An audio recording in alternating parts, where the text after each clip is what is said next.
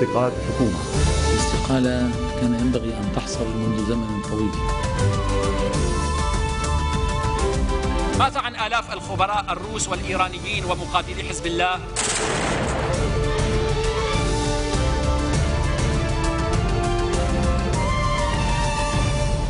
Bonjour à tous et merci de nous rejoindre sur Futur TV pour cette nouvelle édition de la rédaction. Voici les titres de ce journal. Une délégation de députés du 8 mars à Ain Tiné. Les parlementaires appellent le président de l'Assemblée Nabi Berri à convoquer les députés à une séance plénière pour examiner le projet de loi électorale du Rassemblement orthodoxe. L'Alliance du 14 mars appelle le chef de l'État Michel Sleiman à fixer au plus vite la date des consultations parlementaires en vue de la nomination d'un nouveau Premier ministre. Et Moscou juge illégale la décision de la Ligue arabe d'octroyer le siège de la Syrie à l'opposition syrienne. À Paris, le chef de la diplomatie américaine, John Kerry, discute avec le gouvernement français de l'aide militaire aux rebelles. Et à suivre également dans ce journal, le pape François a tenu ce midi sa première audience générale devant des milliers de personnes rassemblées place Saint-Pierre, où il est arrivé à bord de la Papamobile. Une délégation de députés du 8 mars à Ain Tiné, la résidence du chef de la Chambre Nabi Berri. Les parlementaires ont appelé le président de l'Assemblée à convoquer les députés à une séance plénière pour examiner le projet de loi électorale du Rassemblement orthodoxe. La proposition qui prévoit l'élection par chaque communauté de ses députés fait grincer des dents au sein du 14 mars et a même été rejetée par le président de la République. Les opposants à ce projet de loi parlent d'une proposition qui accentue les divisions sectaires. La démission du Premier ministre Najib Mikati est la preuve que le projet du Hezbollah est devenu un poids même pour ses alliés qui n'arrivent plus à le couvrir. C'est ce qu'estime l'Alliance du 14 mars qui a tenu ce midi sa réunion hebdomadaire dans ses locaux à Ashrafiyeh. L'Alliance a appelé les Libanais à profiter de la démission du gouvernement pour s'engager à nouveau à respecter la Constitution. Elle appelle aussi le chef de l'État, Michel Sleiman, à fixer au plus vite la date des consultations parlementaires en vue de la nomination d'un nouveau Premier ministre. Le 14 mars a par ailleurs réitéré son attachement à la déclaration de Baabda qui prône la distanciation du Liban face aux crises et aux développements régionaux. Malgré la démission du gouvernement de Najib Mikati, le Liban reste sûr. Ce sont les mots de Marwan Charbel. Le ministre sortant de l'Intérieur a assuré que les forces de sécurité sont mobilisées sur l'ensemble du territoire libanais. Objectif, atténuer les tensions liées à la crise syrienne. Charbel a par ailleurs appelé les dirigeants politiques à participer au dialogue national afin de sauver le pays du chaos. Fin de citation. Le président de la municipalité de Hersal, Ali El-Hojari, a appelé ce mercredi à la libération immédiate des otages détenus par le clan chiite des Jafar. Il s'exprimait à l'issue d'une réunion des notables de cette localité sunnite située à la frontière syrienne. Le chef de la municipalité de Hersal s'engage à faire toute la lumière sur le sort de Hussein Kamal Jafar. C'est son enlèvement par un groupe armé qui est à l'origine du rapt de plusieurs habitants de Hersal. L'armée a renforcé sa présence dans la région pour éviter toute escalade de la tension.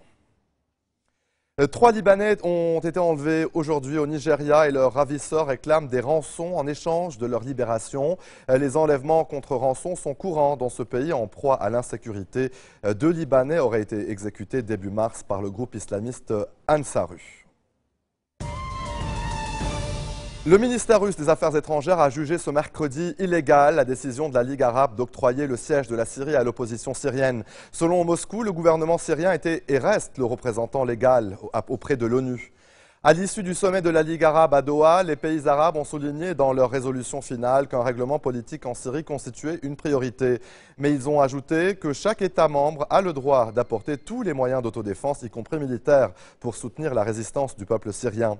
L'opposition syrienne qui a désormais sa première ambassade dans le monde, et c'est au Qatar. La chancellerie a été inaugurée ce mercredi à Doha en présence du chef démissionnaire de la coalition nationale syrienne, Ahmad Moaz El-Khatib, et du ministre d'État des Affaires étrangères du Qatar, Khaled El-Atiyah.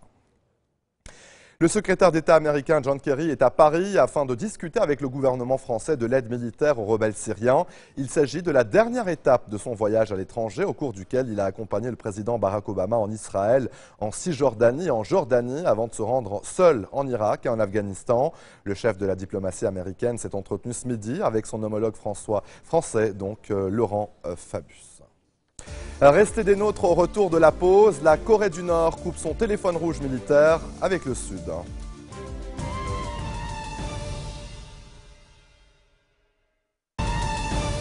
Retour sur le plateau de l'info, le pape François a tenu ce midi sa première audience générale devant des milliers de personnes rassemblées place Saint-Pierre, où il est arrivé à bord de la Papamobile. Des rencontres hebdomadaires introduites par son prédécesseur, le pape émérite Benoît XVI. Cette audience fait partie des cérémonies de Pâques. Allez, en bref, dans le reste de l'actualité, J- avant la réouverture des banques à Chypre fermées depuis le 16 mars, avec la sévère taxation annoncée des dépôts supérieurs à 100 000 €. Un afflux au guichet est redouté. L'inquiétude existe aussi du côté des expatriés qui vivent sur l'île.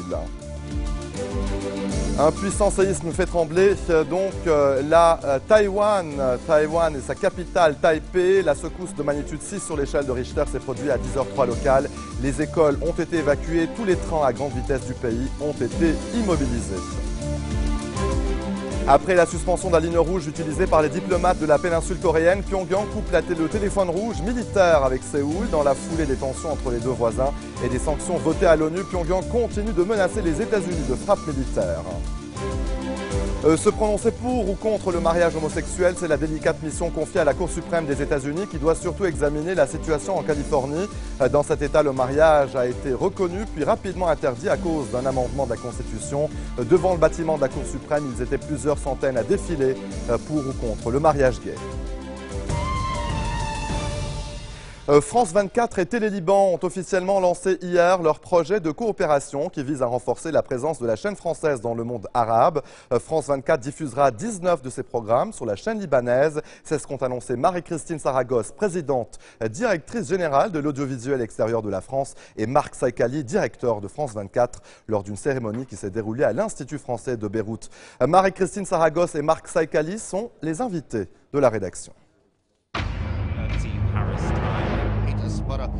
Les équipements qui exportent le pétrole, la première visite des dernières semaines. Madame Saragosse, merci de répondre aux questions de Futur TV. Vous êtes au Liban dans le cadre donc, de ce partenariat entre Télé Liban et France 24. Pouvez-vous rappeler à nos téléspectateurs tout d'abord sur quoi se base donc, cet accord, ce partenariat? Eh bien, en novembre dernier, alors que je venais de prendre mes fonctions à la tête de l'audiovisuel extérieur, nous avons signé avec le ministre de l'Information libanais un accord cadre en présence des deux premiers ministres français et libanais qui prévoyait 4 volets, qui reprenait la longue coopération que nous avons en matière radiophonique avec Radio Liban depuis 15 ans et Radio France Internationale, également la pérennisation de la présence de Monte Carlo Doualiya sur le territoire libanais, ça c'était pour le volet radio, un volet télé avec Télé Liban et la possibilité donc de reprise de programmes de la chaîne France 24 en arabe sur Télé Liban. Et puis nous avions également un volet nouveaux médias avec la possibilité de faire des échanges de contenu sur les applications, sur les sites internet. Et enfin un volet formation. Ce qui est intéressant avec ce groupe audiovisuel extérieur de la France, c'est qu'il est multilingue et un petit peu comme le Liban, il parle français, arabe et anglais. Et donc c'est très facile de monter des formations dans différentes langues en fonction du désir de nos interlocuteurs. Et notamment, nous avons beaucoup de journalistes libanais, dont le patron de France 24, Marc Saïkali, qui est libanais. L'objectif, si vous voulez, est simple. Nous, on considère que le Liban est une fenêtre pour nous sur l'ensemble du monde arabe, dans la mesure où la presse libanaise est libre, totalement libre et très diverse. Je pense qu'en moyens humains, ils font des miracles, réellement. Parce que ce sont des gens motivés. Moi, j'ai rencontré des salariés très motivés qui aiment leur boîte, qui savent qu'elle est relativement en danger. Et je crois qu'il y a un effort à faire, mais alors monumental, sur les équipements techniques. Ce qu'on essaye de faire, c'est qu'on a une couverture, par exemple, des pays francophones très importante, et notamment au Liban. Nous avons 6 correspondants de nos médias, de RFI, de Monte Carlo Doualiya et de France 24, ce qui veut dire que le Liban est très présent aussi sur nos antennes, parce que c'est un pays phare de la francophonie, c'est un pays fondateur de la francophonie. Nous avons la chance d'être une télévision libre. Nous sommes probablement une des rares télévisions qui parle en arabe et qui soit totalement laïque. Nous sommes une chaîne d'infos en continu. Tous les soirs, 3 débats d'1 heure à peu près dans les 3 langues, sur des thèmes d'actualité, avec des invités, des reportages, des duplex, nos correspondants, etc.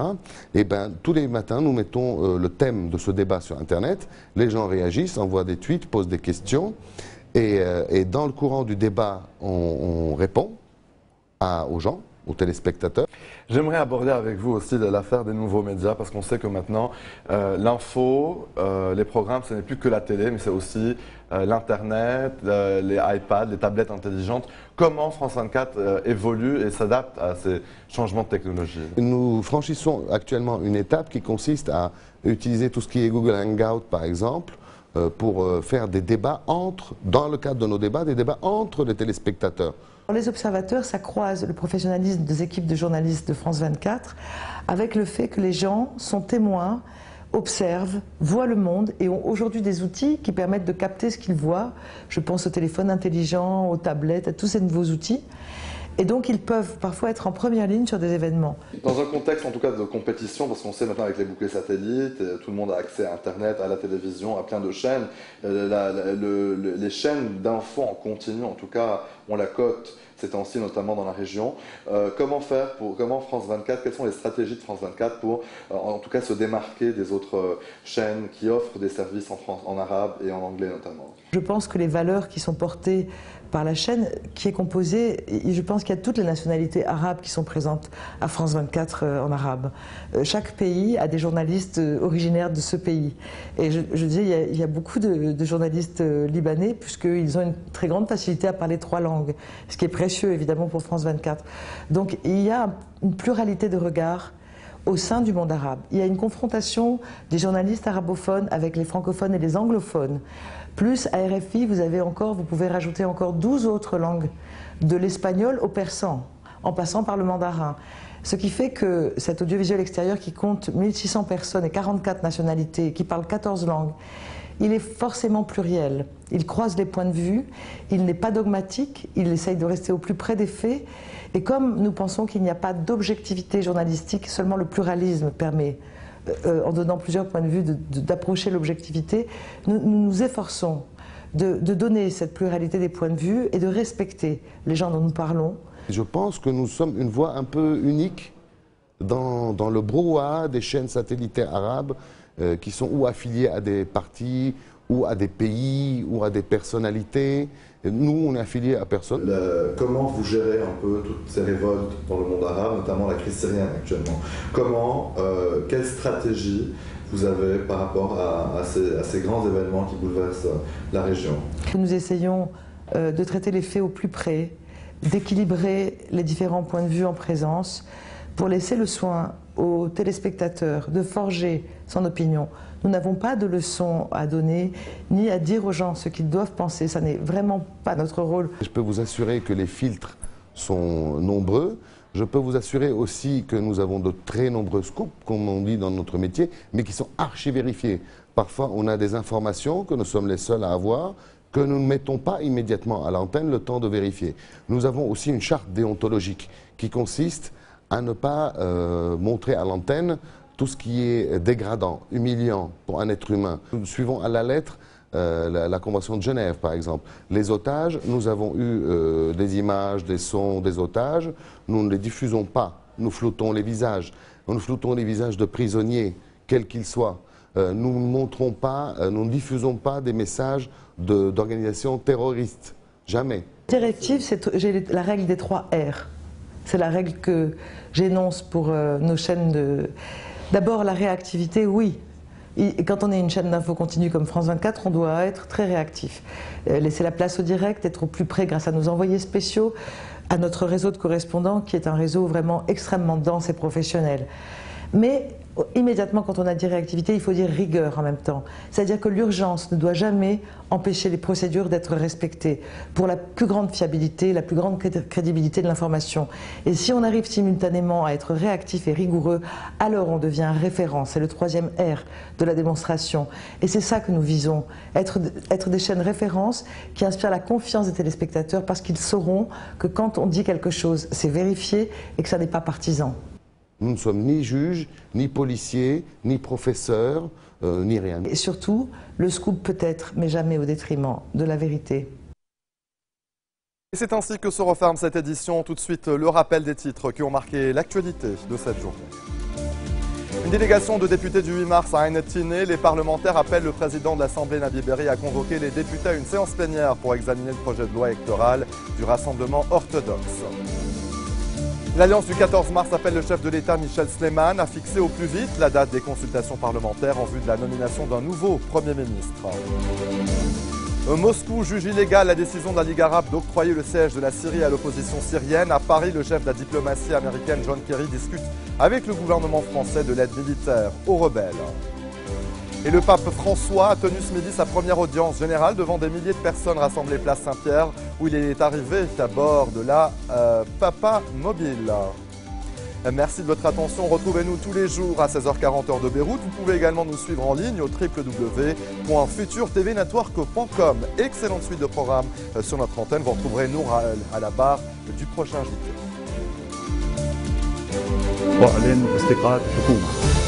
الاستقالة كان ينبغي أن تحصل منذ زمن طويل. ماذا عن آلاف الخبراء الروس والإيرانيين ومقاتلي حزب الله؟